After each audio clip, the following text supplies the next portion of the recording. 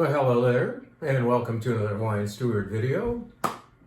We do this once a week because you're still watching these things. I can't believe it. But thank you. Thank you for those who would rather watch than read, because we try to reach out to you both ways. The weekly video shall commence. What do we have here? This is an unusual looking thing, isn't it? Well, it's actually a piece of cheese and decorated for the season. Maybe it's too early to be showing you such things, but we've always been carrying this wonderful cheese from northern France known as mimolette. It's hard cheese. It's as hard as an aged Gouda or a Parmesan cheese, and yet it's mimolette. It's very, very good, and you break it up into little chunks, and it's intensely flavorful. You should try mimolette, and if you're lucky enough to hit the cheese cooler right now, you can get a decorated version like this. So mimolette cheese, done like a jack-o'-lantern. It's very good cheese. We're going to go all over the map a little bit. Like, in other words, I'm going to go to another part of the map in a few weeks. I'm going to revisit one of my favorite wine countries known as Washington State. A little time in Seattle and a little time back in Walla Walla. And just to inspire that and get a little thirsty in the meantime for the wines of those areas of Woodinville, great place to visit north of Seattle with a lot of tasting rooms, and then back in Walla Walla. This winery in particular is one that I will be visiting, known as Abeja. Abeja makes, it means bee, by the way, in Spanish. That they make a wonderful Merlot and Cabernet and other things as well. We've just brought aboard the Cabernet Sauvignon and this gorgeous Merlot. And I happen to think Washington State is one of the absolute best places in the entire world for that often maligned grape. The grape that does not deserve the malignment it receives based on one little utterance in one little movie back in 2004.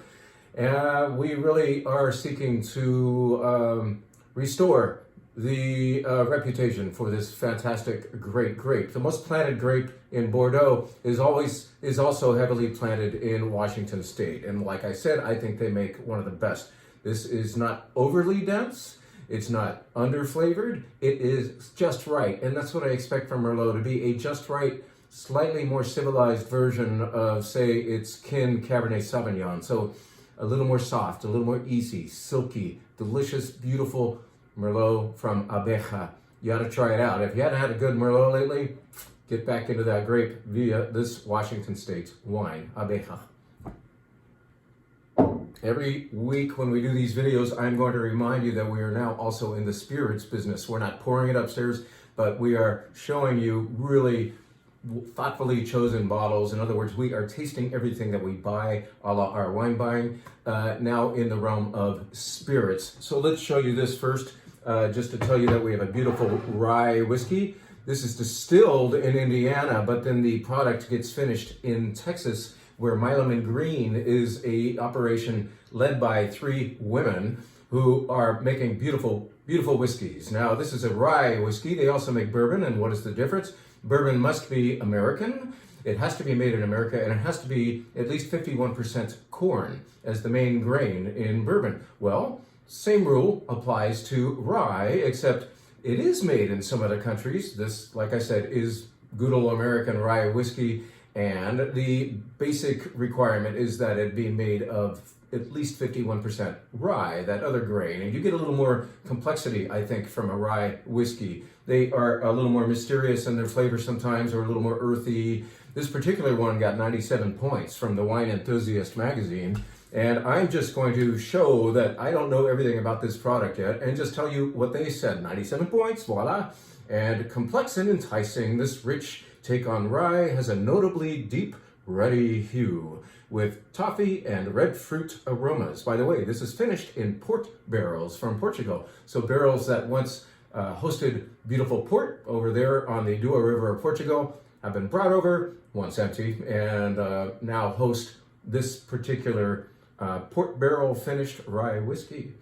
Hence that red fruit that you're getting in there. The big bold palate opens with dusty cocoa and mild cinnamon. Adding water brings out plush butterscotch and peanut brittle, finishing with a red fruit note and plenty of warming spice. You ever do that trick? If you're drinking your whiskey straight and you don't want to put ice in there, you may want to at least put like just a little eyedropper's worth of water. Just a tiny bit of water all of a sudden makes the aromas and even the flavors bloom in a good whiskey. So check out this one from My Lemon Green. It's on the shelf downstairs.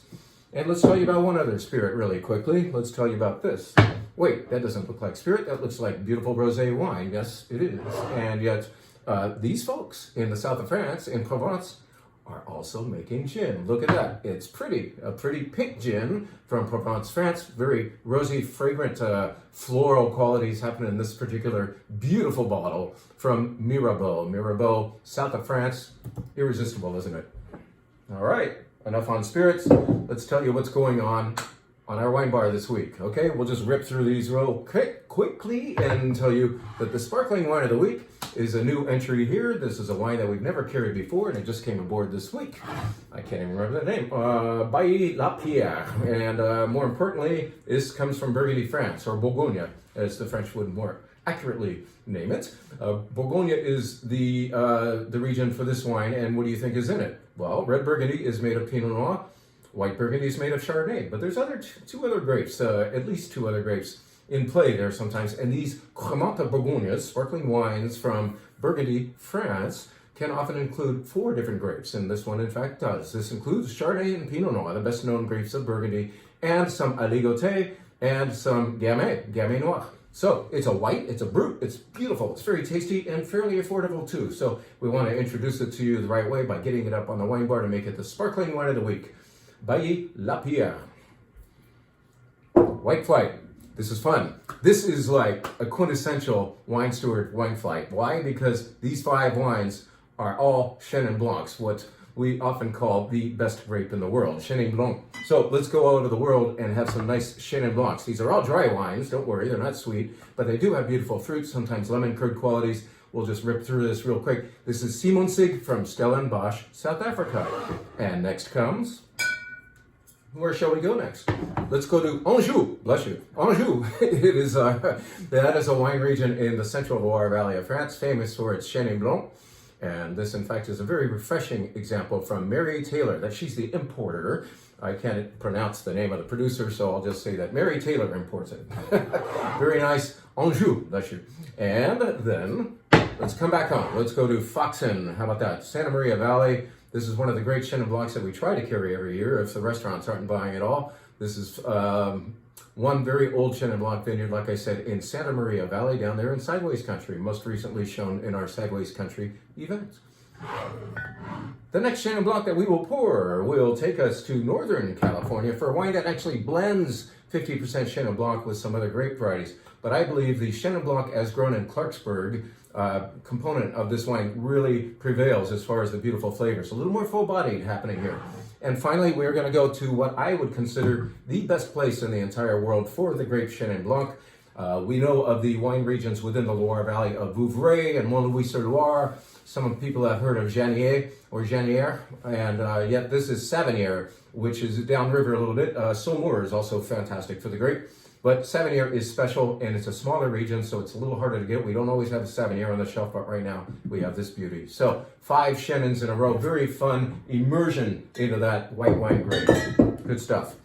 Now, as you know, we always pour a couple of wines only by the glass, just to kind of like react to what we're doing by the flight. So to give you something different, to give you another option. Often the white wine that we do, if we were to do all these Chenins, would be a nice glass of Chardonnay. Well, it's not this week. This takes us back to the Loire Valley for a 100% Sauvignon Blanc from a region known as Touraine. And the way Sancerre from the eastern Loire Valley is getting more and more expensive, maybe on the weekdays you would buy a Touraine instead because it's more affordable, frankly. And it's delicious. It plays a lot like Sancerre, maybe a little more mouthfeel to it. But check this one out from De Lobel, the producer De Lobel. Very nice Sauvignon Blanc from the Loire Valley.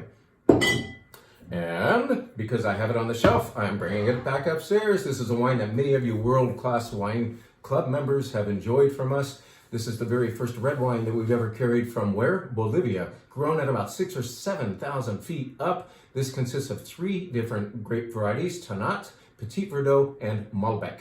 And it is like a Bordeaux. Yeah, it's like halfway between Napa Valley and Bordeaux in style. It's really, really delicious, thoughtful, thought-provoking red wine from Bolivia. Who knew? And now let's take us to the red flight. Another quintessential wine steward theme is happening in the red wines this week. We are going to do all Southern Rhone reds. How about that? So let's start with a Côte de Rhone Village. Côte de Rhone Village is thought to be one quality level up from good old ordinary Côte de Rhone. So a couple of months ago, we gave the Curious Club a bottle of the Kermit Lynch Côte de Rhone. This time, we're taking it up a notch for that same club and giving them a Côte de Rhone Village. And we thought the rest of you should try this too. From La Jacine, a producer named Beeler, actually an American going over there and making French wines. It's kind of cool. And then we are going to go to the northern part of the Southern Rhone. Yes, we're staying in the Southern Rhone, but we're going to a village called Vaison-la-Romaine. Some people have visited that area, especially to go to the big market they do once a week there. Vaison-la-Romaine is the name of the village and the name of this wine region. So we're going up one more level of quality, theoretically, to not just Côte de Rhone Village, but Côte de Rhone Village with the name of the village by it. So it's like one notch up on that pyramid of quality within the Southern Rhone Valley. This is 100% Grenache. It's rich. It's no oak. In fact, I think none of these except the last bottle that we're going to be showing you saw wood, and even that wood was way oversized wood that would not be conferring any wood flavor to the wine anymore. 100% Grenache, dark and impressively rich. It's got a lot of fruit going on here, probably because it's a 2019. Yeah, 19. That vintage made the Rhone Reds a little heftier. I find 2020 to be a relief from 2019 sometimes, and that's in fact what we're pouring here. It's a 2020 Vacqueyras. We have gone yet another level up. So this is what we used to call AOP, and I think we now call it, AOC, and now we call it AOP. But basically that means you don't have to, by the name of the village, have Côte de Rhone Village next to it anymore. Vacqueyras is thought to be even better stuff. And so you just see the name of the village, Vacqueyras, which is right next to where? Gigondas. I told you about this wine last week, and what happened? You ordered too much of it. In fact, one guy needed an entire case of this wine. Thank you very much, Lex and Sandra. We are taking care of them with their one case, but what I have to do to get the right price is order 3. So, inventory issues for the wine steward once again. What do? We get this wine upstairs and share it with the rest of you. I'm going to share it with myself right now. This is going to be 70% Grenache, 30% Syrah. Mourvèdre doesn't play in this particular one, so it's not a GSM, it's a GS. How about that? No oak, once again. Doesn't need it. Look at that color. Beautiful 2020 Gigondas right next door to Vacqueyras. Tasty.